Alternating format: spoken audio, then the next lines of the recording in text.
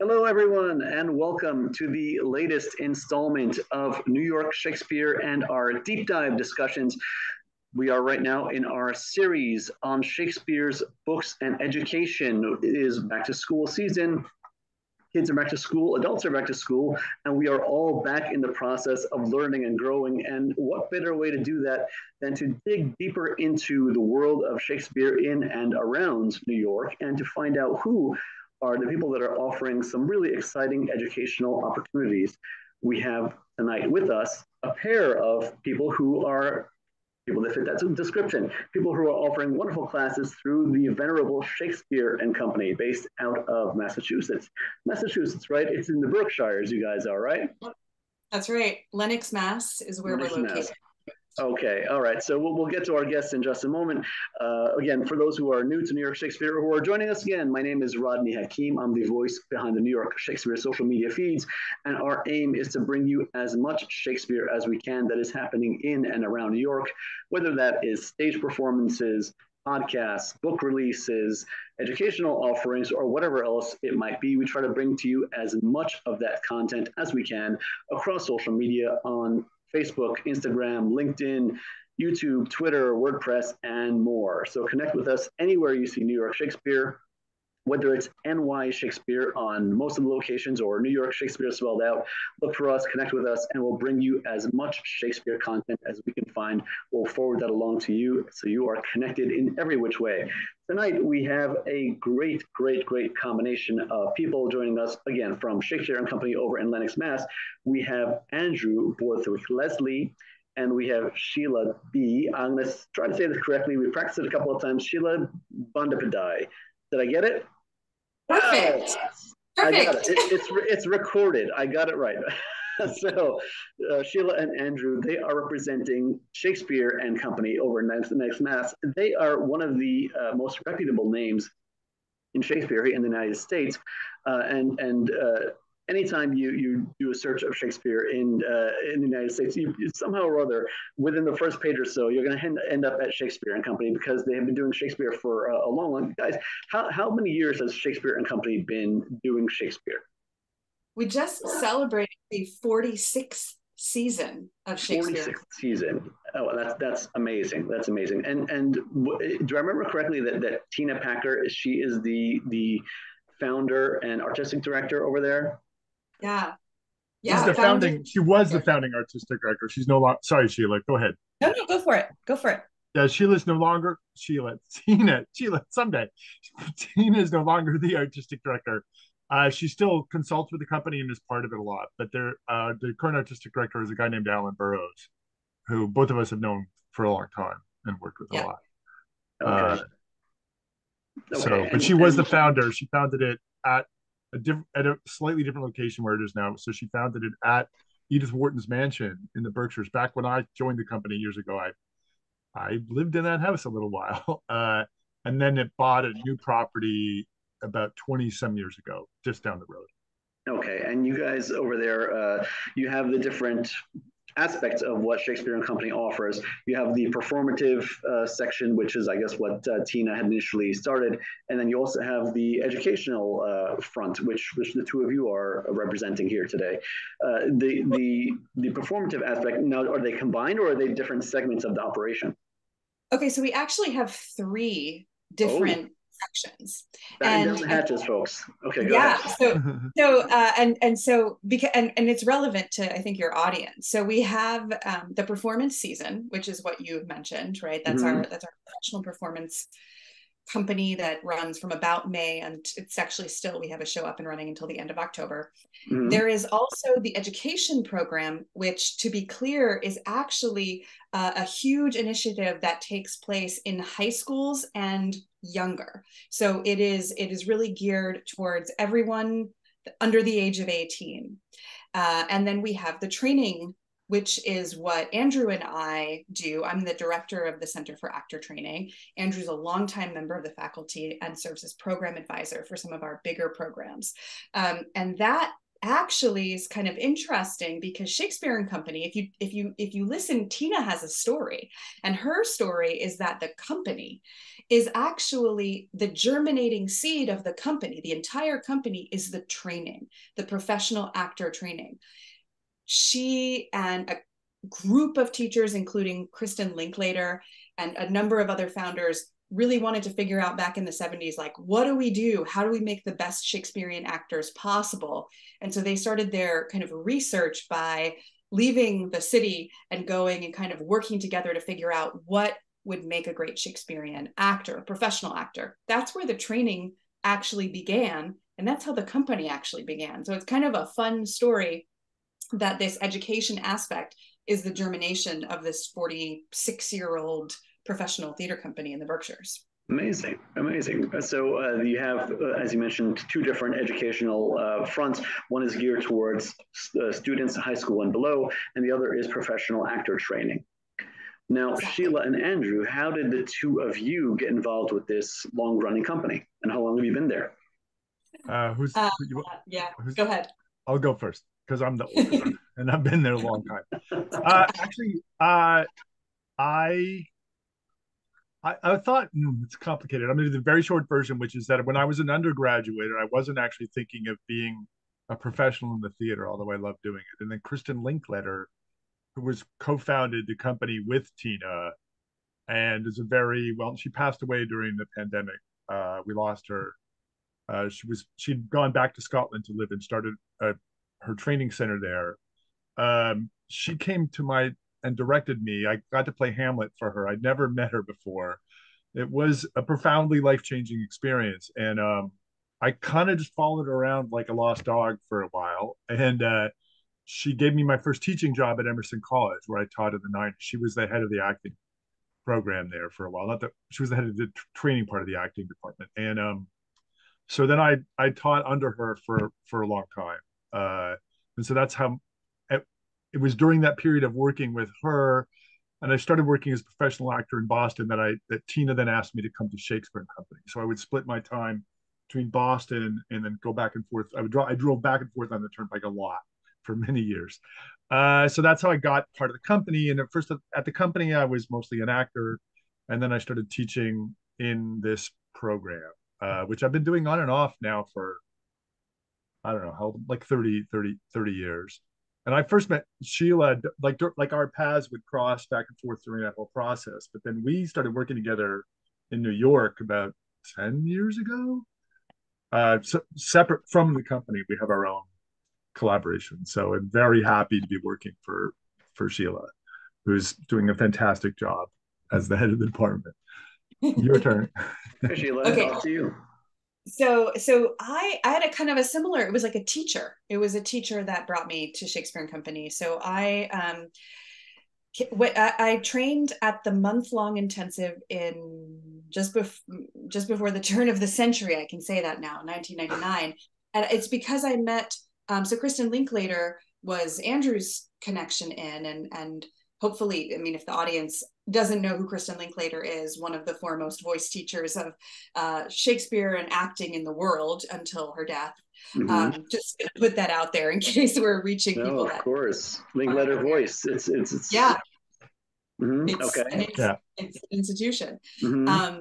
So I went to a college outside of Boston, and I met this amazing movement teacher named Susan Dibble. And because I had started, my pathway into theater was through dance and then eventually through movement. And I met this woman, and she told me, and she was just this incredible being, this force of nature and artist. And I kind of think in my junior year or something, she said, you know, she goes, at that time, the movement director at Shakespeare and Company, kind of the resident movement director, choreographer. And she said, I think you should come to Shakespeare and Company and train. And so that's what I did. I just took her advice and I followed her because she had a career that I found really inspiring. And then I kind of stuck around the company after training. I worked for the education program. So my very first job in the theater was actually teaching in the high schools with the education wing of Shakespeare and Company. And that kind of led me on a path, which on the one hand, I discovered within a couple of years that I wanted to work with adults, and that working with under 18 wasn't really the perfect fit for me, but also that I wanted to really specialize in movement as well as in kind of a set of skills that surrounds that. So that's how I got here. And then a couple of years ago, they were looking for a new director of training. And I thought, oh, that seems like a fun job. I'll throw my hat in the ring. And I had been in New York for 18 years at that point. And so, but it was kind of an evolution of things. And so here I am. And yeah, Andrew is absolutely one of my go-to guys, as someone who has a tremendous amount of institutional knowledge and also is a wonderful collaborator. Okay, so clearly, okay, go ahead, Andrew, you had something to say? I just want to point out that, and this is one of the things I love about Shakespeare Company, which we'll get to in a second, that my way in was through a brilliant voice teacher, and Tina's way is through Susan, who's also who I adore. Sheila, brilliant. I'm Sheila. Why do you keep calling me Tina? Why did I call you Tina just now? You got Tina on the brain. What's happening to me? I've had some, life is weird lately. I'm very sorry about that. Sheila, wow. Sheila's way in was through Susan, a movement teacher, right? So that part of what makes Shakespeare Company special, I'm not saying there aren't other Shakespeare training programs, but it's very focused on the actor's body, on the voice, and on movement, and how, so there's a lot of text work. The text work comes out of the instrument work. And so it really is, we focus a lot on the actor's body and the body brain relationship, and that both of us come from those places into this training. I just wanted to point that out. Okay, that's great, and that gives us some really clear insights as to what is the kind of the stamp or the flavor that Shakespeare and Company actor training is based on. So it's heavy duty with the voice training, heavy duty with the movement. And is there anything else that you would say is really what characterizes or differentiates Shakespeare and Company actor training from other programs? Yeah, I'm going to go with a couple of like little sound bites, but the visceral connection to language. So, when we talk about instrument work, we're talking about the voice, the body, the visceral connection of the unique actor to Shakespeare's text. And that's also a really important piece. Something that we tend to stress a lot in our programs and our training is we are here to serve the individual actor find their way in the text and to create their personal connection to this language, which sometimes, I mean, it's Shakespeare, right? So there's a lot of ideas about it.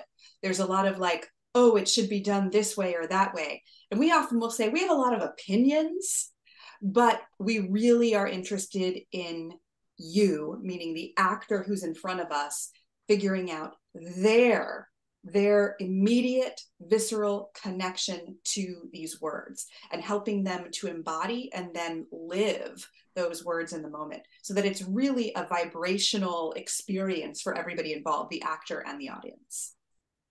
Other questions, or how'd I do? Go ahead. That's great. Andrew, what about you? That's brilliant. That's yeah, that's exactly it. And I think that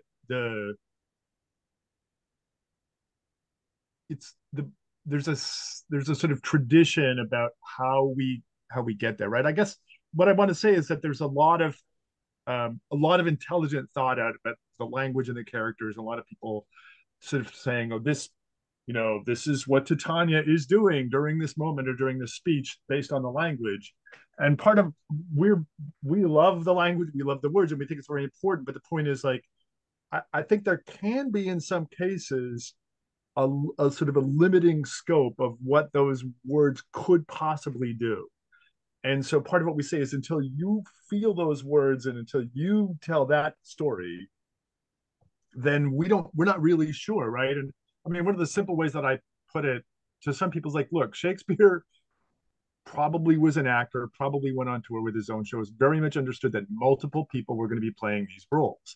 And so written into the language, I deeply believe, after spending time with it, is the possibility that anybody could and should play these parts. So even though he might have written this part for Burbage, he knew that someday someone else was going to play it on tour. And he needed to write in the language some place for people to go, well, you find your way into this role, you find your way into this role. And so I actually think there's a very strong, so there's a basis for how we approach the text, I think, in the text itself, which is that these parts really don't make sense until you play the part. Well, it's so exciting to hear this approach, because there are so many people that approach Shakespeare in a very whatever the if I have take out my thesaurus and look up whatever the opposite is, the antonym of visceral, in a very structured way where it's almost a cerebral process of figuring out the words and understanding the meaning, as opposed to where it connects to you physically, and where you connect with that individually, spiritually, whatever the case is. So it's so refreshing to see this approach that you're looking for a body first connection, a deep connection to the words, that the words don't have to have a specific set of meanings to it. You could adapt to it or infuse in it whatever you feel is the right or is the correct choice. So that's really, really great. And you guys have some sessions coming up in New York very soon, starting this Monday, October 2nd. Sheila, I believe you're going to be instructing a 6-week course starting this Monday evening in Midtown Manhattan, and it's called The Game of Shakespeare. So what is The Game of Shakespeare, Sheila? Great. So The Game of Shakespeare is a brainchild of myself and another close collaborator, Michael Toomey, who's another member of the faculty and who teaches clown and play with us. So myself and Michael, we come from a very movement and devising heavy background. He trained at a Lenox school and I trained at Del Arte International. And so we bridge this interest in physicality and play and comedy and clown with our deep love of Shakespeare. And so The Game of Shakespeare is, it's a collaboration between the two of us and whoever's in the room to look at scene work from a different lens. So it's going to be Shakespeare scene work with a group of people who are looking for what is, and this is the central question of the class, what is the game that these characters are playing? A lot of times we think about like objectives, or we think about what's the personal connection, and we are going to find the personal connection, but we're going to do that through play. So when we think of play, it's like, oh, we're adults, we don't play anymore. The truth is that's what all acting is, right? It was called a playhouse. Shakespeare wrote plays. They were called players at the time. And somehow we kind of moved away from that sensibility into something that's a lot more work oriented. And we would like to get back to this idea of, well, how do we actually find what's fun? How do we, and it doesn't matter. It's not that we're only going to work with comedy. It's that within the scene itself, what is the unique sort of interaction or interplay of these two characters, and how do they bounce off of each other? So it's an opportunity to essentially look at something very traditional, scene study, Shakespeare scene study, from a new lens. And this is really important to me, because one of the things that as we continue to go forward and to evolve and enhance as a training department is to continue to evolve our methodologies and to look at what is it that people might have a hunger for that it could be new and different, and how can we offer something that's new and different? So when we talk about, what's visceral and what's playful, that means getting the whole body engaged. That means allowing the actors to literally play together and then see what comes out of that. How does that enhance scene work? And this is something that Michael and I have been exploring throughout the summer and beyond, because we were just in a show together, and this kind of idea that we could take something that is very traditional and turn it upside down is something that I am very excited about, particularly with a group of participants, some of whom we already have worked with in some capacity or another. Now, do you mind if I chime one tiny thing in, even though I'm not teaching the class, although I'm not teaching this workshop, but that's okay. You're one of us. Only because Michael's a friend of mine, and one thing he talks a lot about having a playful approach, and I think this is really important, because one of the things that Sheila really emphasizes as the director of training is trying to create a pedagogy that make space for all kinds of people to feel they belong and they participate. And that one of the great things about having a playful approach is for those people who are made anxious by a cerebral approach because of their neurodiversities, because either they're dyslexic or have ADHD or but like, so that when you go into a kind of like a book-based, paper-based learning circumstance, which a lot of people have around Shakespeare, it's people who feel left out, right? And if you're different, neurally different, and you learn a different way, then a playful approach can sometimes light up your intelligence and get you to that same level of connection to the text and understanding of the scene in a way that maybe sitting down with your script and marking your beats and writing your actions out or doing diacritical marks on your rhythm just won't work for you.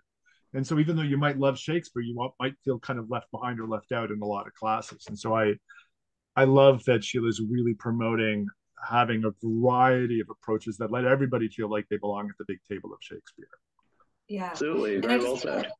There's just like one other little thing that I think is worth mentioning, especially to this audience, is that one of the things that comes up a lot in, especially when Michael and I teach together, because we have been teaching together for a while, is to really start to help people notice when their ideas or their thoughts about what Shakespeare is supposed to be are getting in the way of their ability to have fun and to play and to explore the text, because those structures and those ideas inherently come from, for most of us, what is a very narrow set of ideas that came from an oppressive culture.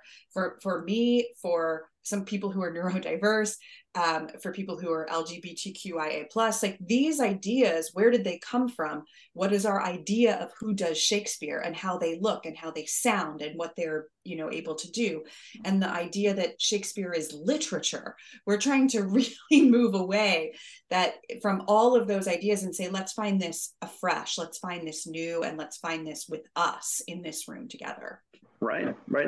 That's great. And Andrew, to follow up on what Sheila's doing, starting this Monday with the Game of Shakespeare, in just about a month or so in November, you are also running a series on Monday nights in New York City, and that is called The Self and the Speech.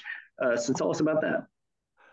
So basically, what Sheila just said is a nice segue, right? Because on some level, the approach, and it's funny because to bring up Michael, because I've studied with Michael, I've taken a lot of Michael's clown classes, and one of the things I really discovered by creating my own clowns is the idea that there's something about myself, like who I am, that the audience recognizes and needs from me. That I cannot leave behind.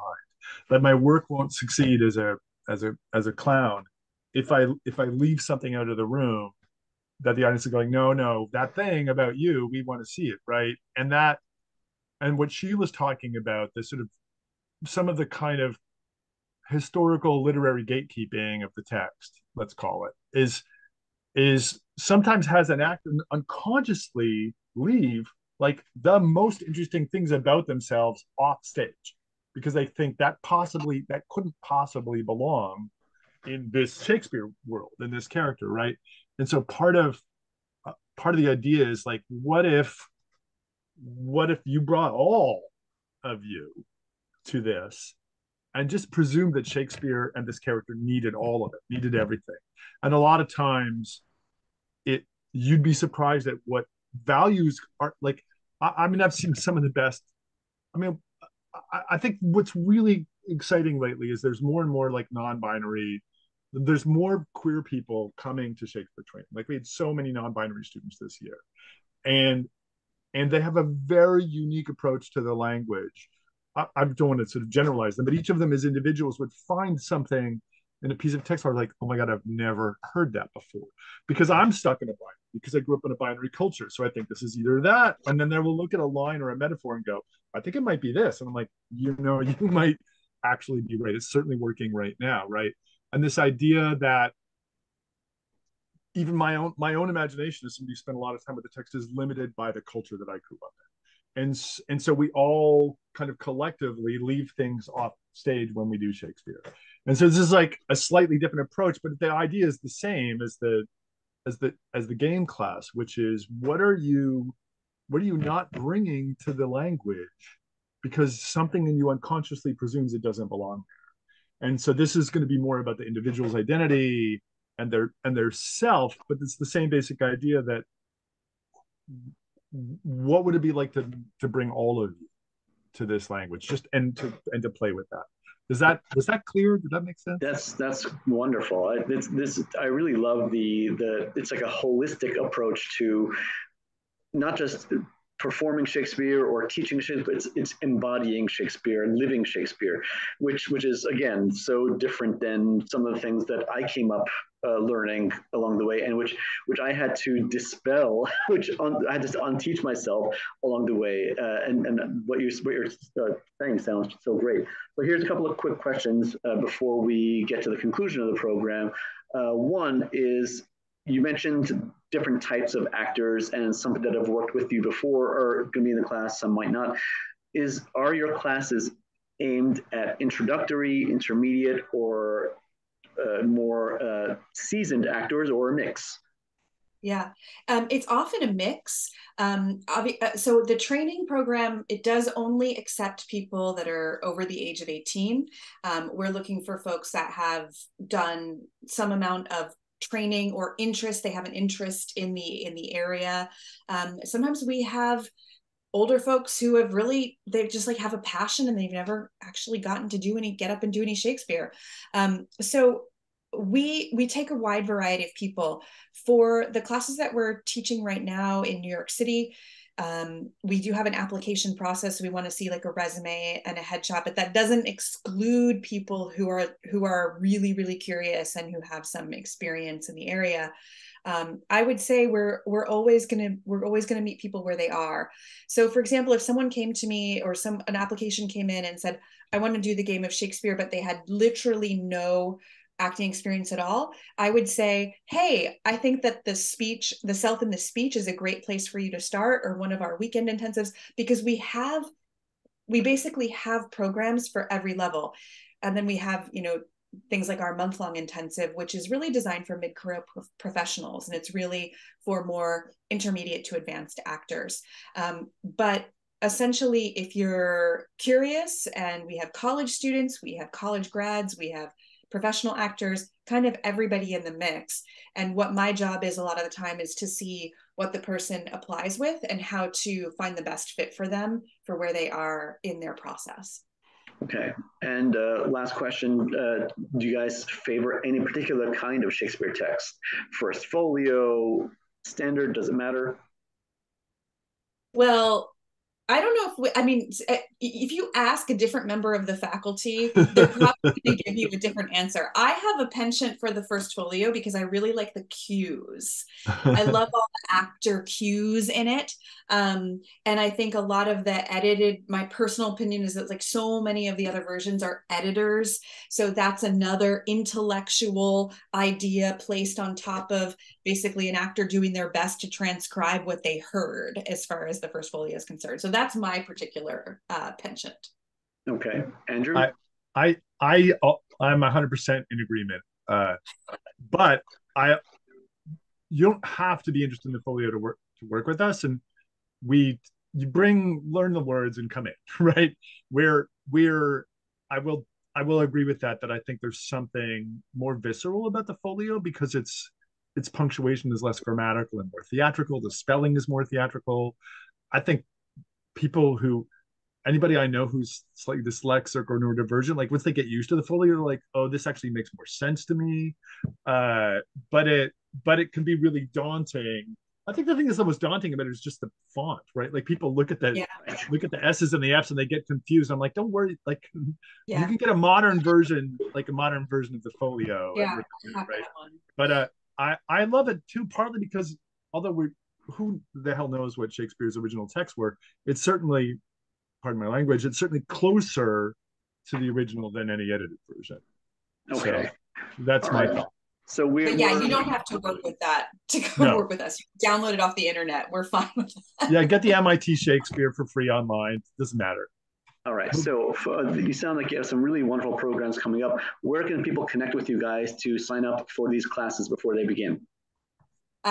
Shakespeare, our website is probably the easiest way, shakespeare.org, but also Instagram. We have at Shakespeare Co actor training and at Shakespeare Co. But if you really want to see what the actor training is doing, at Shakespeare Co actor training. We also have a page on Facebook. So Shakespeare and Company, just find it on Facebook. Those are our main portals.